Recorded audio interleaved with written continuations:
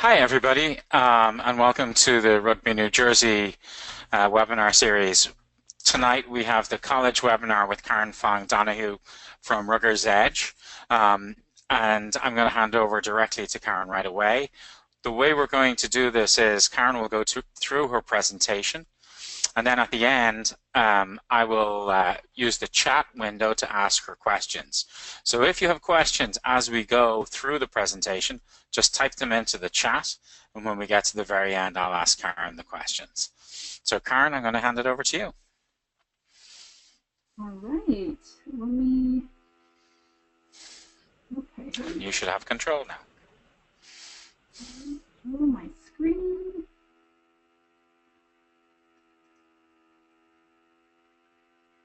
Hang on a second, it's thinking. All right, Pat, is it on the PowerPoint?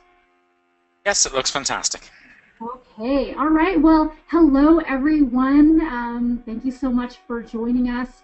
We have a lot to go over tonight. If you've ever heard me speak or seen me in person, you know that typically, with college rugby growing so quickly, we always have lots and lots of stuff to cover. So we're going to get through as much information as we can in this evening.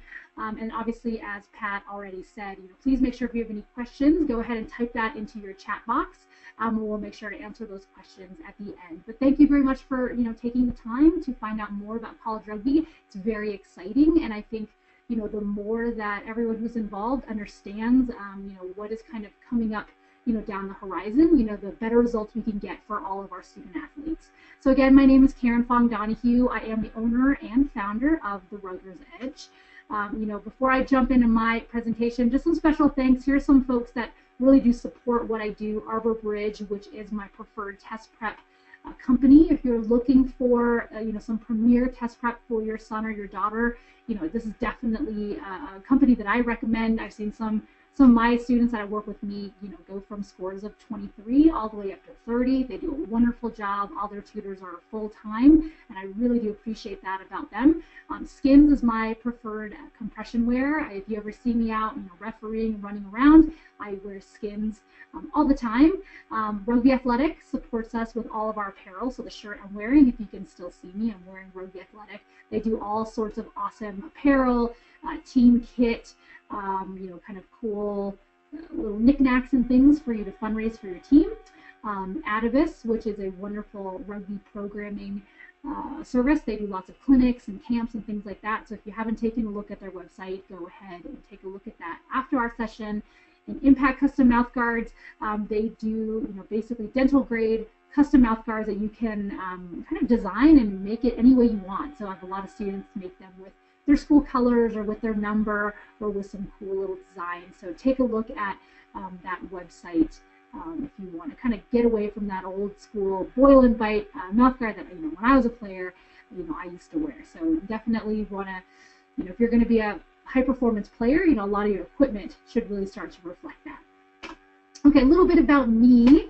So, I'm not going to go through everything here, but as you can see, my full-time job is as a college consultant. So I've been doing this for many years now. This is what I do. I live, eat, and breathe, rugby, of course, like all of us, and also college.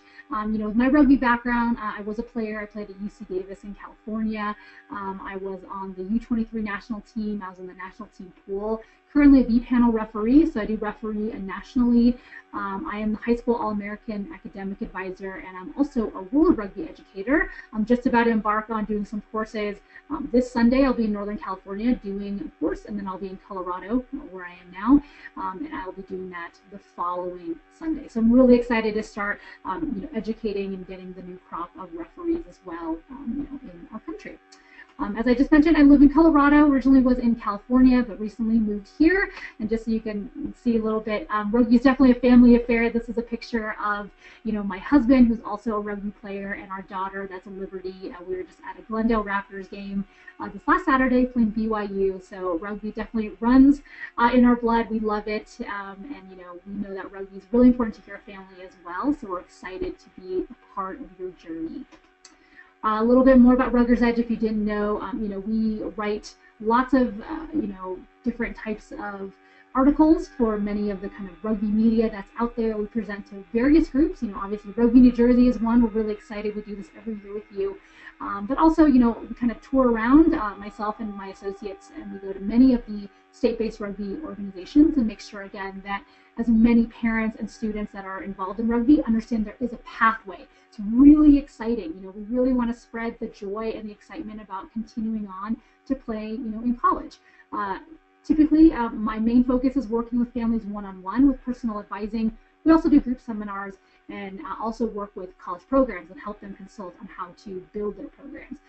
Just at the bottom, you see some logos of some very recognizable premier rugby programs, and most of our students, I'd say 80% of them, get into their top 1, 2, or 3 choice. We're really proud of that. If you'd like to see a list of where our students have gotten into, that is online, and you can always find that out for yourself. Okay, so our agenda this evening, we got a lot to cover. We're going to talk about, what do colleges want? We're going to talk about, well, once we know what colleges want, well, what do college rugby programs want? And then we're going to ask, how do we look at both of these things, and how can you or your child use this to get the competitive advantage? Okay, so let's talk about what do colleges want. When I did this similar session to NDS, I think a lot of families and students, might have an idea, but I think it's always really good to set the groundwork, right? In the very end of the day, we had a Cliff Notes version of what it is they're looking for. Hopefully this helps you prepare for that. So number one, this kind of picture here, set goal, make plan, get to work, stick to it, reach goal. Well, colleges have goals too. Okay, and one of the goals here, many of you have probably seen rankings, right? And then I'm sure if we were in a room together, I might, say, hey, raise your hand. Who here has seen the, U.S. World and News Report college rankings? And I would say about 100% of students and parents that are going through this process have seen it. The majority of colleges, if you're number 15, you want to be 14. If you're number 51, you want to be 50 the next year. So what colleges want to do is they want to move up in those rankings. They know that it's important for students. They know it's important for parents. So part of what is going to go into, figuring out how do they admit what is important is whether or not that's going to help them achieve their goal of moving up in the rankings. What gets tied into rankings for a lot of these schools, selectivity. Okay, so how selective is the college? What does the academic profile look like of students that are admitted? And a couple other things that we'll touch on in a minute. But just kind of back to, again, the goal. Colleges want to move up in rankings. Okay. Second thing, this should not come as a surprise to most of you. Colleges want and they really need money, right? So, if you were to read anything, related to higher ed these days, a lot of it is related to kind of this arms race about what colleges are providing. If you look at certain colleges, they're going to announce, okay, this year we've decided to put $1 million into a brand new lazy river pool in the shape of our mascot. We have decided to redo all of our housing. We're going to put in brand new fields for all of our sporting teams. All these different things require money, right? So that's going to come either on the front end. It's going to come from things like tuition, right? So they need tuition, they need students in beds, right? They need parents that are going to pay, or they need loans, whatever the case may be. They're going to need money to pay for some of those upgrades, pay for faculty, be able to bring in those big name professors, things like that. So money is obviously a really big thing. Okay, all right. Oh, whoops, sorry, wrong button. Okay, third. So this picture, I'm sure if you've ever looked at any sort of, college brochure, and many of you, especially juniors, right, you're probably getting flooded with that mail that's coming in every single day saying, come to our college, be the difference, it's different here, it's amazing. What these colleges want is they want to make a community. Okay, and obviously this is a very good example of the type of community they want, right? And you can see here it's a mix of, we've got a mix of boys and girls. We've probably got a good mix of different backgrounds, different ethnicities, different religious beliefs. We've got, you can't tell in this picture, but we've probably got someone who wants to study engineering. We've got someone that wants to study music and performing arts. We've probably got some athletes in there. You've got swimmers, you've got rugby players, you've got football players. So really, when you think about what do colleges want, if we really were to boil this down, it is also going to be in the context of specific colleges, right? So certain colleges, what they're going to want is going to be very different than other ones, right? So, if we're looking at, let's say, a big, football school in Auburn, right, or Clemson, who just won the BCS last year, what do they want? Maybe they're really, really going to be valuing football players, right? Because that's kind of a big part of their community. You have a school like, I know you have a combine coming up and you have the New Jersey Institute of Technology. Their community is going to be a little bit different, right? They're looking for students that are interested in science, math, engineering types. So you always kind of go back to what kind of a community does this college want? That's who they are recruiting for. Okay, so being able to understand what it is they want, you can start figuring out whether or not you can deliver on that. Okay, and the fourth thing here, what do colleges want? And this actually, I'm going to pull up this next little piece here. The keywords we kind of touched on. This last slide, this picture, the stack of all these papers and files. It's related to this last piece right here, which is called yield rate. So something you are very well aware of. As we're doing this webinar, it's all electronic. All applications are now done online. So what we end up seeing is where, for most students that in years past may have only applied to maybe 5 to 10 colleges, on average, most high school seniors this last year applied to anywhere from 15 to 20. So what you're going to see is from colleges, they're going to try to want to figure out who really wants to enroll there. Okay, and that's regarded as the yield rate, the percentage of students that are admitted that actually enroll. So for you to be aware of this is understanding you don't want to just start applying willy-nilly to every college out there. You really want to strategically target the colleges so they kind of feel special, right? So they understand, wow, like this student really wants to come here. The yield rate is probably pretty good on the student. You have a higher chance of being admitted. Okay, and we'll talk about that a little bit more, but let's kind of review just kind of these 3 keywords I want you to be aware of in terms of what do colleges want. Admission rate is a big deal. That is a big piece of what happens with reaching that goal about rankings. So ideally what you want to see for a lot of these schools, they want to be able to say, look, our admission rate is dropping. Stanford went sub 5% admission rate last year. And that's a big deal for them, right? The more selective it seems, the harder it is, the more, surprisingly, more people want to apply because they seem like, oh my gosh, it must be so good because everyone wants to go there. And again, your admission rate is tied to really if you move up and down that rankings piece, okay? Common data set. I bring this up because I think if you're really curious about what do colleges want, I think you can look up every single college is going to report this. The common data set is where I get all my data, where I really start getting into the nuts and bolts of, for example, let's take a look at a very good rugby college like St. Mary's. And what you're going to see is in their application, the group that applied last year, you're going to see there's almost 2-to-1 ratio of females applying over males. And that's important for me to understand, right? So what would this college maybe want, right? If you've got over almost 70% females applying, but if you look at that third picture of kind of that community, you're probably looking at, well, we're going to have to admit more men because we want this ratio to be even. So as a male applying to a school like St. Mary's, your chances might actually be a bit higher than being a female because they're obviously not hurting for getting females to apply, okay? And that last piece, that yield rate, kind of understanding that they really need to wade through such a huge pile of applications that, what they really want is for you, the student, to start being proactive, letting those schools know that you're interested. And this will get tied into the rugby piece in a minute. But again, yield rate is very, very important. Okay. Okay, sorry, that was a chat. That was a chat box from Pat. I thought it was a question for me. Okay, I am going to keep going. All right. So, well, now that we know what colleges want, okay, we're going to talk about what do college rugby programs want. Okay. So, number 1. This is a picture, it's actually a couple years old, but this is Dartmouth College at the first CRC. That is them, with the championship, the medals around their necks. Most college rugby programs, just like any other program out there, you're on a high school team, you want to win, right? And winning obviously comes with lots of things, but obviously the big deal here is, we have a lot of happy kids, right? Look at all those smiling faces, right? Students, parents, alumni, everyone is really happy when they hear that their program is winning tournaments, right? Winning the CRC, it's on NBC.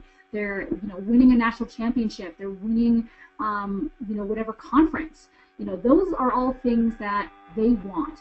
It obviously is going to serve a couple different purposes, right? So number one, it gets their name out there. I think the reputation of the program builds as you win more. And second, obviously, you are able to build more value with your college, right? So with Dartmouth, for example, the more they're able to win when their player, Madison Hughes goes off and is able to captain an Olympic team, that brings a lot of great publicity, some great PR for their school. It all kind of gets tied in. So obviously, college rugby programs are going to want players to join their programs, hopefully, that can help them win, right? And start making a name for themselves. Okay, second, you're going to start seeing some of these pictures might look very similar, right? So from a college rugby program side, what do they really want when it comes to recruitment? Look, they want some happy kids, right? There's Coach Sean Duffy, who's at University of Arizona. He has a really great saying, and I'm probably going to butcher it now, so I hope he doesn't get mad at me. But he says, look, you recruit the wrong kid. And I mean the student who maybe is super talented but has very poor character, he will beat you every day, right? He's going to beat you at practice. He's going to beat you in all your meetings. He's going to question you. He will beat you every single day.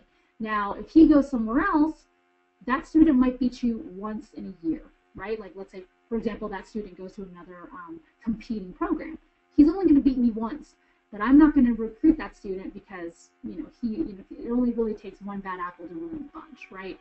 So when it comes to what do they really want, of course they're looking for talent, right? We want talent to help, win some games, but actually as a bigger piece here, we're looking for players that want to contribute, that are positive, that are supportive, that are going to, add to our community, okay? The other part of this here is obviously, potentially some diversity, kind of related to what, college rugby programs want.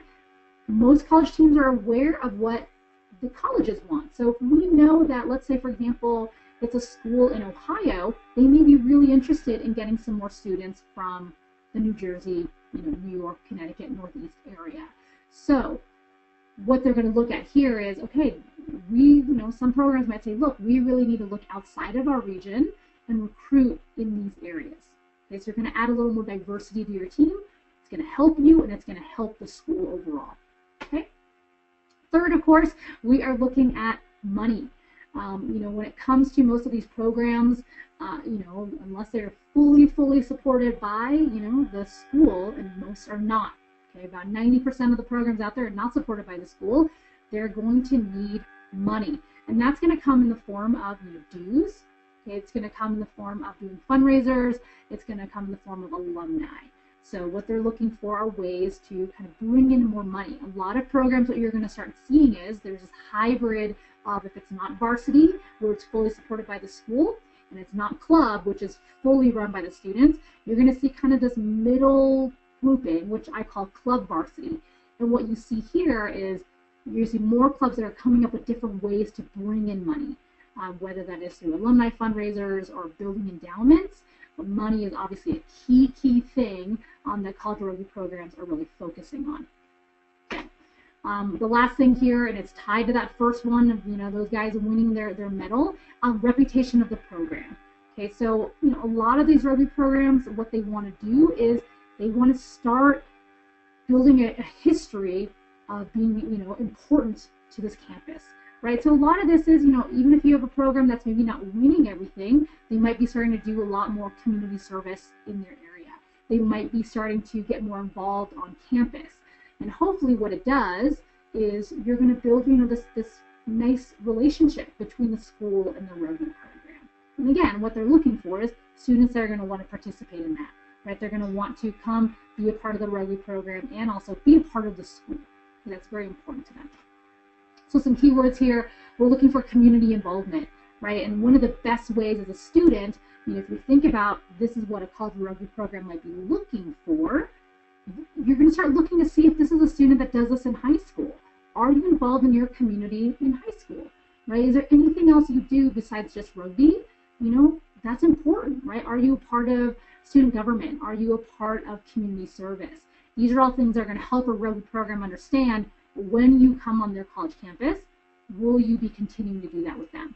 Endowment, that's just a key word that I want to put in, that more and more rugby programs, as you start to explore them, that's a good question. Do they have an endowment? Do they have some money put away that they're saving to, kind of support the rugby program, build fields, pay for a coach, things like that.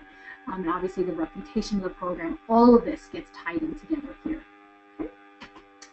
All right, so before I kind of jump into what you can do, I always do think it's important to kind of set the landscape of kind of where we're at right now. So as you guys can see here on the screen, I think it's really important for families to understand that, there are literally hundreds of programs. Okay, there's almost 3,000 four-year colleges and universities in the U.S., but as you can see here, there is definitely an option here for students to continue to play at any level they desire. Right before the session, I was talking with Pat, and I think it's important for students to understand that, if you want that kind of Division I experience, the thing that you imagine, right, that you see on TV and in movies, it is possible. However, if you're a student that's kind of like, well, I don't really know, maybe I kind of want to play, I want to continue to play, but maybe not that serious. I don't want to commit that much time. There might be look at these other divisions for you to look at, and there's always a place for everybody. Okay, so we've got, on the men's side, you've got the men's D1A. On the women's, you've got the D1. You've got USA Rugby D1AA for the men. For women and men, you both have Division II, and then for women and men, you both have NSCRO, which is National Small College Rugby Organization. Okay, so the big thing with this slide, I just want to make sure families always look at the fact that there's hundreds and hundreds of options for you. And if you want to play college rugby, you absolutely 100% can. Okay. I do want to make sure to touch on this because this changed since last year. There is a group of women's rugby programs that do abide by the NCAA restrictions or requirements. They all fall under the National Intercollegiate Rugby Association, or NIRA. This is the list of all the programs that are currently with them. So within NIRA, you have Division I, Division II, Division III. These teams obviously all play for a NIRA championship. Quinnipiac is the team that won it this last year. But you can kind of see here, these are the teams that if you are a female student, or if you have a child, if you have a daughter that wants to play, if you're looking at these colleges, you do have to follow NCAA requirements. So you have to go to the NCAA Eligibility Center, make sure you register early, kind of get your number, so that when you start talking to coaches, you have that available. Now at the bottom of the slide, you see here, I wrote, it's very dynamic, it changes every year. That's because it's really exciting, right? So we had, I think, 3 programs add just this year. So I think on the women's side, you're definitely going to see more and more of these varsity NCAA programs adding. On the men's side, not really. They're not an NCAA sport, so if you're looking just on the men's side, you're not going to have to follow these rules. Okay. So now that we kind of know everything that, what do the colleges want, what do the programs want, this is what I think students should really start to think about, okay? What do you bring to the table, right? Why should a program recruit you over someone else? Why should a college admit you over someone else? And I think it's important for you to get clear on your mind, what can you bring to them, okay? So think about your academic profile. So go back to the rankings. If this is a school that typically, if you look at a student that gets accepted, and students run anywhere from, let's say, average of 3.5 and a 27 on their ACT. If you are a student that is a 3.8 GPA and your ACT is a 30, well, they want to accept you, right? Because you're going to help bring up the freshman profile, which again helps their rankings. It helps them move up. Okay, so academic profile is important on that end because it helps them, right? It's a win-win. So think about your academic profile. Think about diversity, right? Which helps them grow their community. And when I say diversity, you got to think about different things, right? Are you male? Are you female? What are those schools where it might actually be really important for them? For women, if you're looking at, let's say, engineering programs, right? Like here in Colorado, we have a school called Colorado School of Mines. They also have the same effect that St. Mary's does, 2-to-1, but it's males versus females. So for them, they really want to accept more females. So again, that might be something interesting for you to think about. What do you bring to the table for that college? You might bring some more diversity. Okay.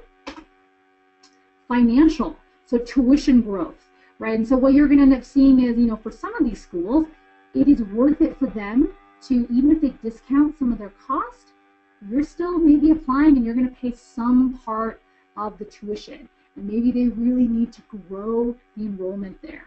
So that is something to think about is, what is the cost? Okay, and are you a full pay student? Are you able to pay, $20,000 a year?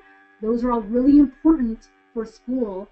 Many are what we call need aware. They're aware of whether or not you can pay, and that does get, kind of factored into whether or not you're admitted. Okay. Athletic talent. So this is more related to, college rugby programs, okay? Obviously, they're going to start looking at, how long you've been playing. What position do you play? Are you on any all-star teams, rep side camps? How serious are you about this? Because they're going to start making assumptions about, can you help their program, right? Are you going to be that person who is going to represent the U.S. while you're still in college? Like Ben Pinkelman at Colorado State, he's a great example, right? So how much athletic talent do you bring to the table that can lift up maybe a program that is just now kind of maybe adding a club varsity level, adding a varsity level where they're really wanting to recruit. They want to build that program up. Okay. All right. So steps for players. Okay. So if you got players with you, or if you are a player watching this, these are just some things I really want you to think about. Okay. So from an academic standpoint, this is really important. I probably harp on this more than anything. If you've ever met me, I really want to focus on this because I have seen so many amazingly talented rugby players that at the end of the day, they don't get to where they need to go because they did not handle, kind of the work they needed in the classroom. They might have done everything they need to do on the pitch, but they didn't do in the classroom. And you know what? At the end of the day, they're limited. They just don't have as many options as those who kind of put the work in, while they were in school. So grades, okay? Number one, the higher the better. Okay, I personally think, again, it's in the context of what high school you go to. Preferably, I would like students to shoot for at least a 3.0 or higher, so that's at least a B average. Again, if you can get a 3.5, 3.7, those just exponentially increase, the number of options you're going to have. Okay, when you have coaches that, may or may not be able to help get you admitted to a school, a big piece of this is whether or not you are at least close to what a typical student getting admitted there would be. Okay. All right, rigorous curriculum, right? So for those of you guys who go to a high school that offers AP classes, offers honors classes, especially freshmen, sophomore, juniors, if you have one more year left and, you're like, I'm really good at math, but I'm really scared to maybe take that honors pre-calc class, but you kind of enjoy it, you like it, or you're maybe thinking about a major that's really going to be math related, like engineering or pre-med, I really encourage you to think about how your curriculum affects how you're going to be looked at, both from a college coach's standpoint and also from admissions. From a coach's standpoint, we're looking at grades and curriculum because we're really thinking about, will the student be successful here? Okay, so if I am, let's say Coach Stewart at UCLA, and I'm going to recommend for admission a student, I'm not recommending the student that is sitting on a 2.5 GPA and not really taking any difficult courses. Because look, even if he had, all the pull in the world, if he got you to UCLA, it's very possible you are going, you're not going to make it, right? You're going to flunk out after the first semester. And that doesn't help him. It doesn't help his program. So that's why grades and the curriculum are very important, okay? Third piece, standardized tests. For those of you guys who are already juniors, this is obviously the crunch time, okay? So ACT or SAT, those become really, really important, okay? I always want to make sure to highlight here, you do not have to take both tests, okay? You can take either the ACT or the SAT. Every college who takes them will take either or. So whenever I meet with a student, I met with a family last week and it was like, okay, what's your plan for testing? And The one family said, oh, they're going to take the ACT and then the SAT and then the ACT again and then the SAT. And if we need to, we'll do it again in the fall of the senior year. And my personal philosophy, that's a bit too much, right? That's overkill. There's no reason to do that. In a perfect world, what I'd love for you guys to do is really find the test that you do the best in or feel the most comfortable in. Focus on that. Do prep. Okay, whether that's by yourself, whether that is with a tutor in a class, you've got to do some prep. Make sure, okay? It is really important. I mean, I have so many students where they're scoring a 26 on an ACT, and so many scholarships, merit scholarships, begin at around 27. So they're 1 point off from anywhere from $10,000, $15,000, $20,000 a year of discounting off of their total cost, off of that 1 point. So standardized tests are very, very important. Okay. So again, just to reiterate, stronger your academic profile, the more merit scholarship you're going to receive, and the more support you're going to get from coaches. Okay. Coaches are looking at risk. Okay, whether or not you're going to be a risky recruit from a character standpoint, from an athletic standpoint, and also whether or not you're going to make it through the college, right? They need you there for 4 years to play, contribute to their team. So we're definitely going to look at your grades and your curriculum and also the testing. Okay. All right, so let's talk a little bit about athletic. Let's talk about the rugby stuff. So proper communication with coaches. Okay, this is something that I could probably spend an hour talking about. I could show you guys some nightmare emails and phone calls and texts that I have seen from students. Okay, so I want you guys to really think about the fact that college coaches are professionals. Whether they're doing this part-time, full-time, or whatever the case may be, these are adults that you are talking to that you need to be professional about. Okay, so I think students get very comfortable. I know rugby is a very warm community, but at the same time, when you're really, potentially asking a coach to help you, kind of stick their neck out for you, this has to be very, nuanced, and it has to be, with the idea in mind, you're basically applying for a job. Okay, so it is, dear Coach so-and-so, hello, my name is Joey Brown. I am a junior at so-and-so high school. I am a flanker. I am 6'2". I weigh this much. Like, try to put as much information into an email as possible so that coaches do not have to chase you for that information. Right? The last thing you want is a coach to say, oh man, I'm really interested in this Joey, but I don't even know what grade he is. I don't even know if he's taken an SAT or ACT. I don't know if he's even admissible. Right? I don't know what position he is. I don't know how tall he is. I don't know how thin he is. So all of these things are really important. If you can make yourself an easy recruit, you are going to help yourself exponentially. Okay, if you find yourself having a coach email or text you asking for things, you're behind the 8 ball. Okay, you want to try to put as much information out to the coaches as possible so that they have an easy time recruiting you and helping you. Okay? Rugby resume, right? You can download an example from my website. You can just go to Rugger's Edge. There's a search box. Just type in rugby resume. This is a template. It's a Word document. I really advise you as early as possible. Even if you're a freshman, you're not even going to go into the world of recruiting for a while, it's important to start putting things down. I can't tell you how many seniors that I start meeting with, and they can't remember, right? They can't remember anything they did as, last year, the year before. Did we win that championship? Was I the captain? Did I win that award? All those things are really important. So, the sooner the better to start putting that information down. Every year, every semester that goes by, you can always go back and edit it. Maybe by the time you're a junior or senior, you don't need to include stuff that happened in U12 or U14. You can always take that stuff off. But again, it's helpful to get in the habit, just putting that stuff in there.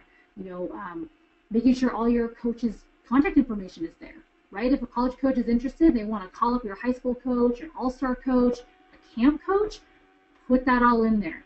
Okay, so that they have an easy way of getting a hold of those people. All right, game film. Now this is really interesting because when I did this session last year, game film was still very much kind of, if you have it, great.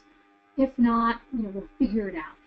I definitely see a rise in requests from college coaches asking students for game film.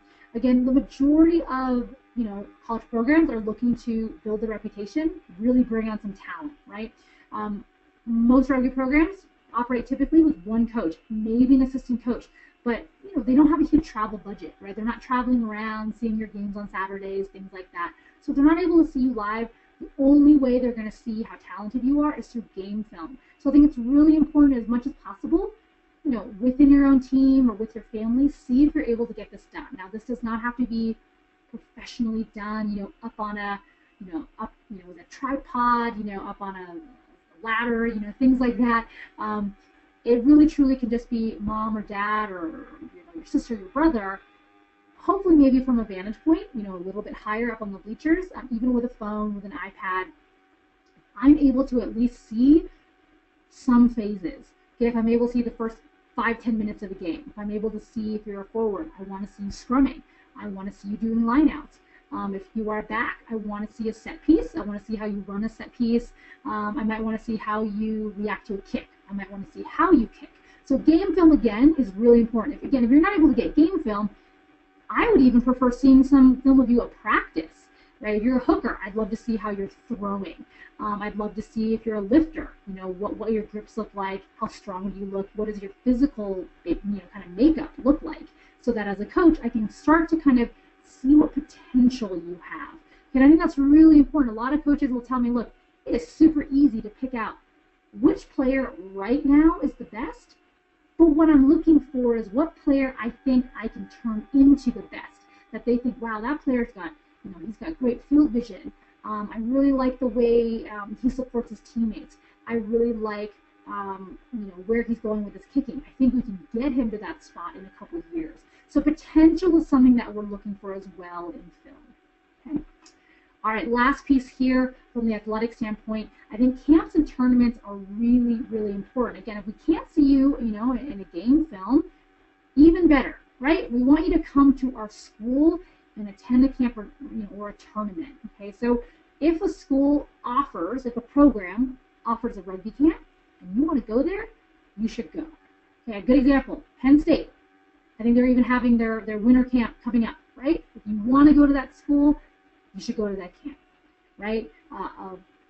Army West Point, they have a summer camp. Cal. If you want to go to these schools, what better way of you demonstrating that you really want to go? Remember that keyword yield, right? You've got to go to a camp at that school. You've got to show this coach you're really interested and you want to check it out yourself, right? I think one of the things I really stress is fit. And not only is it that the college rugby program fits in terms of what division you want to play in and or location and size and things like that.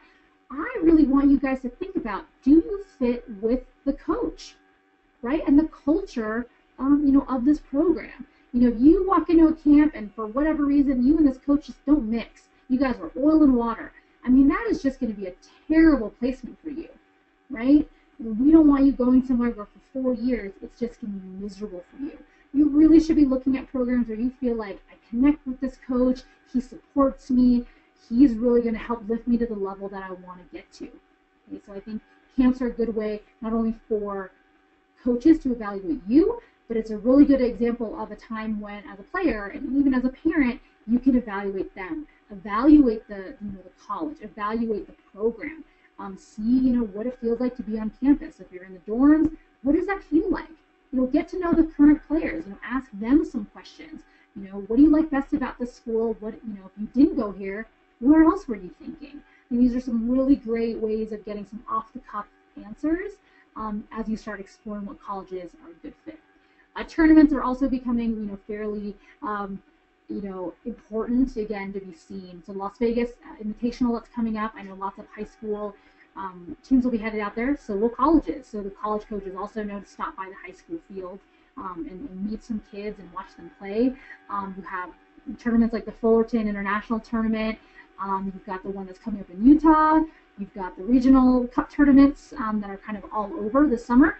Any of those places are also wonderful ways for you to get seen, get some more film, and really start to kind of see maybe how you fall, right? How you compete against other players from other regions.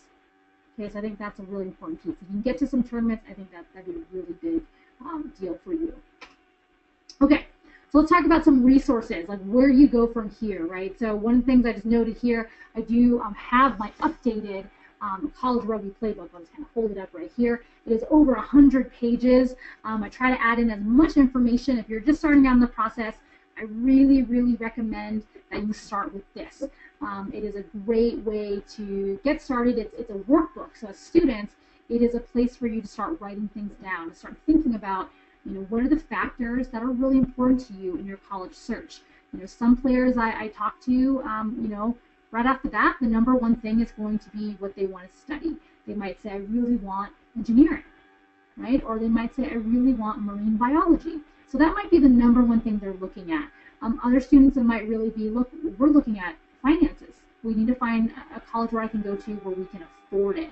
So again, I think it's important to sit down and just start planning out your goals, right? Figuring out what it is that's important to you and your family. So again, you can kind of start setting aside, okay, well, junior year I need to do this, senior year I need to do this in order to reach those goals, okay? The second, a couple of things here, a couple of books, some other resources for you to look at. The Fifth Guide to Colleges. They print a new one every single year. It is like my Bible. It is what I go to when I want to research colleges, get to know them more. You can find these on Amazon, Barnes & Noble, your local library. It's a great place to start. Colleges That Change Lives. It's by Lauren Pope. It's also a wonderful place to get started, especially if you're looking for more of those colleges that are hidden gems, schools you may not have heard of, but that are wonderful places that really support students and help them really turn into kind of the young adults that we want, that are critical thinkers that are in the world. Collegeboard.org. If you click the Search Colleges engine, that's a great place to start. If your high school uses Naviance, the Supermatch engine is also really good. Again, if we're talking about test prep, there's lots of different options. Number2.com is a great one, especially if you're going to do ACT. If you're going to do SAT, I also recommend the Khan Academy. That's Khan Academy. It's all free. It's all online. Again, I would not do these tests without some sort of prep. So those are two free options for you to go with. I really want to encourage you, connect with us. I have a newsletter that goes out every month that puts out as much information as possible about what's happening in the college rugby world. My Facebook page and also on Twitter. As quickly as I hear things, I'm going to post them, put them out there, so as many families as possible understand what are some more opportunities. And also, if you're interested in working with me directly, please go ahead and reach out to me over email or phone, talk to me, and see how we can work together. Okay. I do know that you guys have that combine coming up. Here's just a short list. I know it's not short, I know it's very long, but this is a list of all the colleges that currently are signed up to attend. And if you're on this call and you're not planning on going to this combine, I think you really need to rethink what your plans are. I think this is a great opportunity to meet some coaches, explore some more opportunities. I tell a lot of students, look, especially when you're just starting out in this process, throw the net wide. Okay, kind of put away the maybe any preconceived notions about certain colleges. Oh, I heard that it's like this. You know what? Try to forget it. Okay, you're going to go in with an open mind, really get to know some of these colleges. You might really be surprised about what some of these colleges offer that you may not know about. So I definitely recommend you go to this combine, meet some of these coaches, and really, if you can, get some information. Start, building those relationships early. It's really never too early, even it's rarely too late to really start talking to some of these coaches and getting their support. Okay. All right, so I think this is the point, and we have perfect time. We have about 15 minutes left of this webinar, and this is time for me to answer any questions that you guys might have. Hi, Karen. So the first question is from Fernando Andagula. I apologize if I get that name wrong. He's wondering, should the game film be from the freshman, junior year, or just the senior year? That's a really good question. So I think in terms of, I can't tell what year you are, I think, perfect world, I would rather see film that is from at least junior year and above, or at least when you're playing, I guess for some high schools, varsity level. Or U18. I think it's really difficult to see too much about a student when they're JV, frosh, or like U16, U14, just because the level of the games typically aren't very good. So in the perfect world, what I'd love to see is probably more film from your junior year and beyond.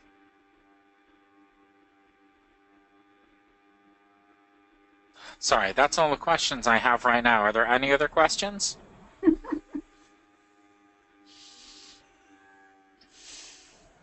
Oh, wait, I think I have a hand up from Trisha. I'm It takes a sorry about minute. that. Oh, sorry. Let me. Oh, sorry. Okay. Um, is there a list of club versus varsity schools? Okay, that's a good question. All right, so I'm not trying to plug this too much, but okay. So in my book, what you will find a list of varsity programs. I'm trying to turn to that page. Um, so here you can see, I don't know if you guys can see it, but in the book you will have a list of all the programs that are varsity, meaning they fall underneath the intercollegiate um, athletic department. There is not a full list of all the clubs because there are hundreds. But what I would tell you is if you were to purchase the book, you can see which programs are varsity. And then actually, if you go to the USA Rugby website and click college, there is a directory. And that's actually going to list every single college that has rugby. So just even based on that, if you were to take out all the teams that are varsity, you can pretty quickly figure out which ones are club. And you can actually sort that list by location, you can sort it by conference, things like that. So they've done a really good job of updating that directory. So I would just go there to start. And actually, I want to make sure in another presentation, I spent a little more time defining varsity and club and things like that. I want to bring up right now that there's a lot of confusion. And a big part of that reason is a lot of teams don't actually know where they fall. Okay, so I think there's two things that I really want to make sure that families are aware of. Okay, and that is if you hear that a team is varsity, my number one thing when I hear a team is varsity, I go to the school's website, I click athletics, and I see if rugby falls under there. Okay, are they under athletics?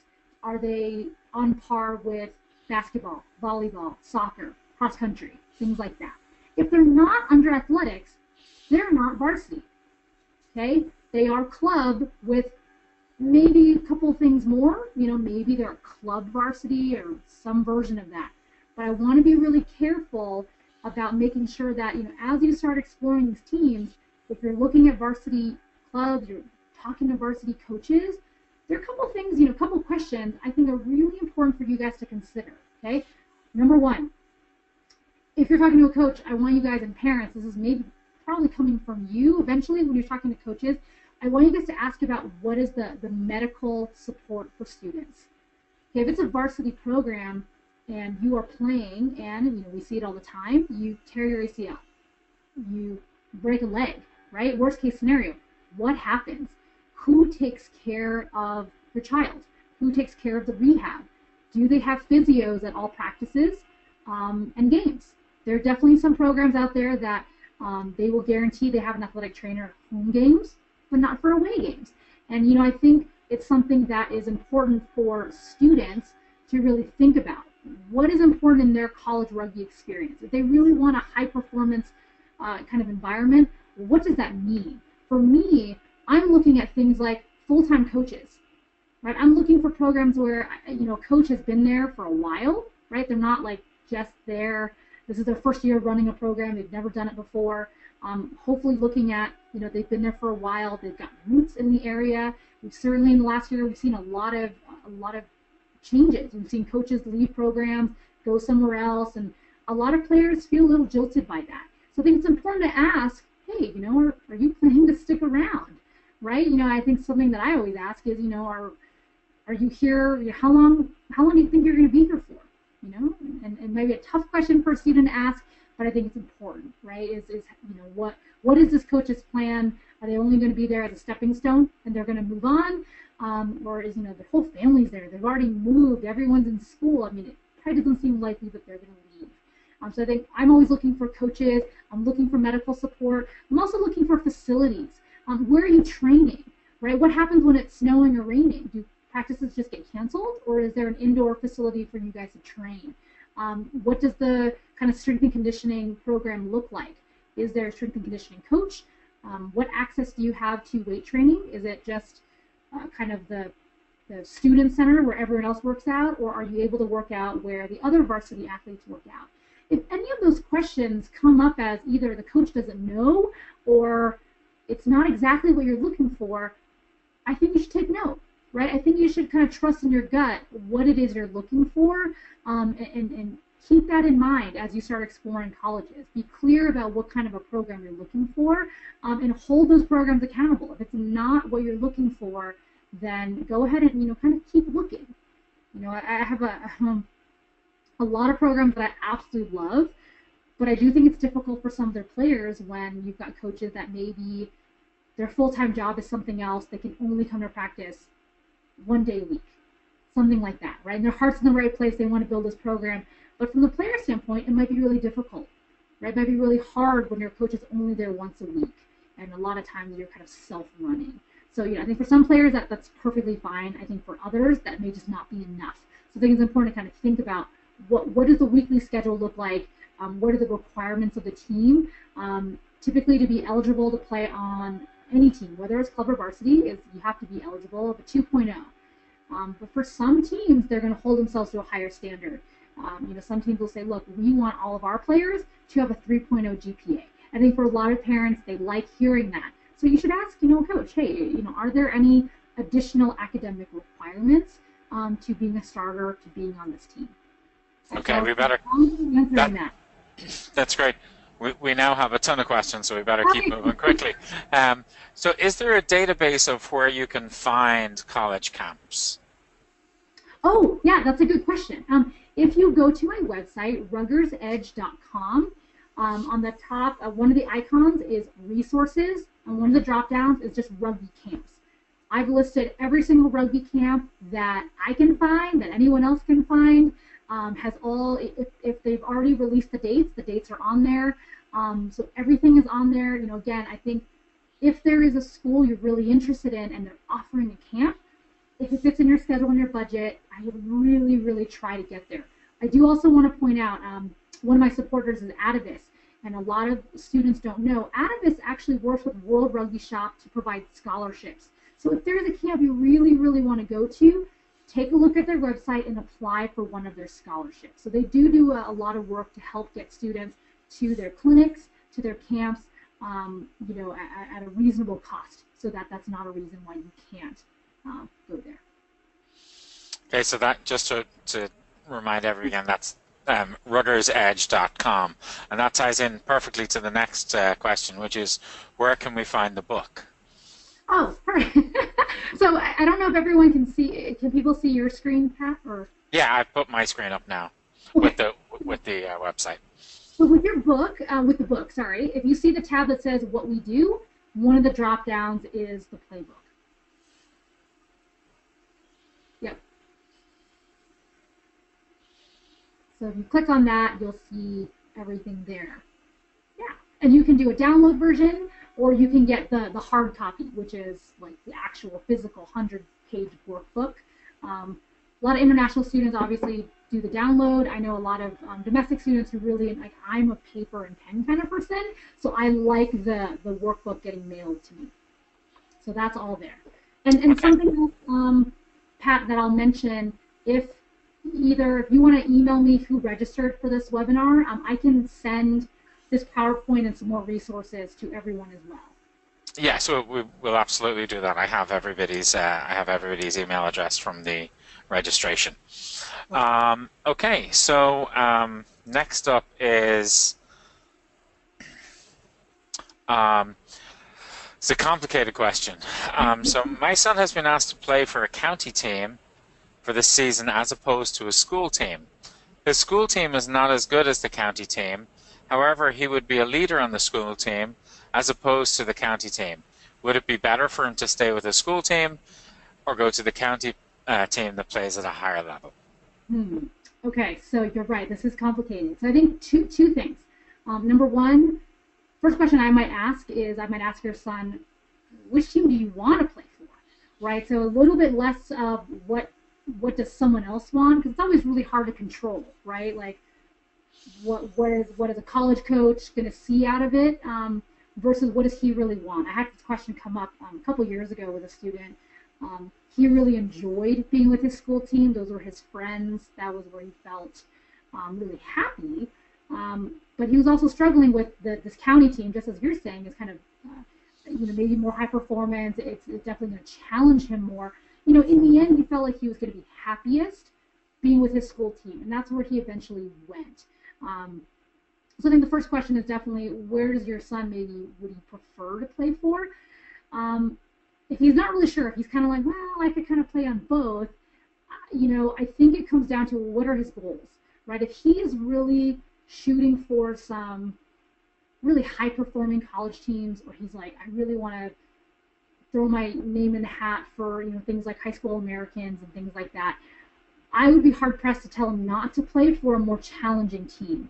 I think a lot of times if you have a player playing kind of down, playing with teams that aren't as good, their development might get stunted, right? They spend most of their time trying to lift up other players, maybe at the sacrifice of their own development. So I think depending on where their goals are, he's really hoping to get better. There's a part of me that feels like a county team might challenge him more, so that he's going to play up more. Something that you might want to try, I don't know if it's possible, I'd be curious if he could maybe go to a practice at the county team to kind of see how it feels, right? Like, if he I would say in this situation that he already knows the team pretty well. Oh, okay. I think my only concern would be if he's on the county team and he's sitting on the bench, I don't know that I'd recommend that either, because then you're not getting better either. So I don't know if that answers your question, but we can always take this offline if you want to talk further. There's just a follow-up with that. Is this particular athlete has been asked to play with Atlantis. There is an expense involved, and he was the last of the 12 players asked to go. Do you think this is a worthwhile opportunity, particularly since he's an East Coast student looking at colleges on the West Coast? Well, okay, so I think Atlantis is a very well-respected program. I think if you're selected for that team, there's lots of assumptions about the talent that you bring to the table. So I do think there's a lot of pros, right, that go with that, about being able to play for Atlantis. I'm guessing this is a question about being selected for Atlantis to play in Vegas, which is maybe where the cost is involved. I think if the cost is really a burden, though, I'm not going to say it's mandatory. I think there's other ways that you could be seen. You can always still put on your resume that you were selected, but you were unable to travel, right? I think it's possible to play with Atlantis, hopefully with a team at a tournament, maybe more local, maybe less costly. So I don't think it's mandatory. I think if it's available to you and it's possible, it's great. I'd love it. I think being able to play on a rep side team like that against other rep side teams of that caliber is also a really good way to test to see where you're at. So I don't know if that answers your question. That's great. Thanks, Karen. So the next question is I can answer it and open it up to you. So Sure. Are there rugby scholarships? So yes, we know there are. So how do we find out about rugby scholarships? Okay, so, and I feel like I'm just sitting here like being a bookseller. So all of the scholarships that are available, if a team offers direct scholarship, and I'm being very cautious about the way I define this because I think there's a lot of myths out there floating around like, oh, this team gave this person a scholarship. It is all listed in the book, okay? But like a good example, if there are scholarships attached, typically it's going to be to a varsity team. So it's going to be scholarships like American International College, Wheeling Jesuit, Central Washington, schools like that. Now, there are varsity teams that have no scholarship, though. Cal's a very good example. They're a varsity program that has no scholarship attached. So I think one of the best ways, of course, I think if you were to buy the book, you can look through that. You could also take a look at any schools, if you go to the Combine and you're talking to Wheeling Jesuit, you can ask them about what scholarships are available. I'm always one to make sure to be really upfront with families that if there's scholarship involved, it is never a full ride. It is never going to cover your full cost of going to college. So typically, scholarships that are being offered are tuition discounts. So they're going to take money off. They're not giving you money. They're going to say, okay, typically tuition is $20,000, but we're going to give you a, quote, $10,000 scholarship, but they're just taking it off the total cost. So you're still paying another $10,000. Okay, so it's not like they're handing you a check every year. They're taking it off the cost of something, whether that is a housing waiver or in-state tuition waiver, like that's what, like, say, Arkansas State might do, or Idaho State. They're going to give you an in-state tuition waiver, so you're saving a lot of money, but it's not really a scholarship in the sense of, you know, if you know any students that are going off to play, you know, Division I football, right? That's a scholarship. That's like completely covered. Everything is all included. But schools like Life, Lindenwood, Wheeling Jesuit, some of those schools obviously are the ones that have direct athletic scholarship. And I'm going to point out every single 100% of all those colleges that we talked about earlier, right? Of those 500 colleges that have rugby programs, they all have merit scholarships. And I didn't spend a lot of time on this presentation talking about it, but merit scholarships, that's really where you get the most money. So I have a student this year, fabulous student, you know, I think great test scores, great GPA, great leadership, Eagle Scout, you know, X, Y, and Z. He was just accepted to University of Miami, which is in Ohio. He got the presidential scholarship, which is $29,000 a year. The cost of going there, total cost is $32,000. So his family's now looking at $3,000 a year for him to go there. Now that has nothing to do with rugby, right? So that is only everything to do with his grades, his test scores, his leadership, his community service, what he's going to bring to the table for that school. So that's really where, and I really want to push you guys this way, in a perfect world, you're going to get some sort of merit scholarship, you know, $10,000, $15,000, $20,000, maybe to stack on a little bit of that rugby scholarship, another $5,000, another $10,000. That is where you really get the full board of, oh, I heard Joey down the road got a big scholarship. That's typically where you're going to see that happen. Okay, you're not really going to see it like, oh, he's the best rugby player in the world. That's where he got money. Excellent. So there's a few more questions, but I'll try and answer some so we can get through them quickly. One athlete's asking, should he attend the combine even if this is his first year playing rugby? But he is interested in playing college rugby. Well, I'll answer that, and I'll say that yes, absolutely you should. Remember that you have to register for it, and the registration's on the Rugby New Jersey Facebook page. If you register in advance, it is free. Next one, how can you tell if you and the coach are going to get along before you commit to a school? I would say, you know, Karen kind of answered this earlier. You're going to have to go and meet him. You're going to have to talk to him. If there's a camp available, go to the camp. And also, if you have an opportunity, ask his current athletes. You might have a player from your school or from your area that's playing for him. Be discreet about it. But I think you can easily sit down and have a cup of coffee and get that information so you can get an idea of whether the coach fits in with your style. I would also say a lot of coaches that I've talked to now recently, a lot of them are very open to doing like a Skype meeting. You know, so even if it's 15, 20 minutes to Skype and you can see them face to face, you know, I think that's good to, that's your time to kind of ask, you know, what is your philosophy about coaching, right? Like, is there only a starting side that goes by seniority, or can you start as a freshman? You know, what determines who's going to start? You know, I don't know, like whatever questions you might have, you can kind of see how they answer it. And if it kind of vibes with what you're looking for, that's great. Sorry, one extra idea. I would start looking, so many of these teams have film online. I think it's really pretty clear when I watch film, if I'm hearing a coach in the background, rah, rah, rah, rah, rah, the whole time, pretty good idea what kind of a coach that man or woman is, right? Or you can even, you know, a lot of these games, they'll actually bring the camera even down to field level. You can kind of hear what they're saying at halftime. That's kind of a nice way to also get that little inside peek of what it would be like for you to be in that huddle with that coach and see how they motivate.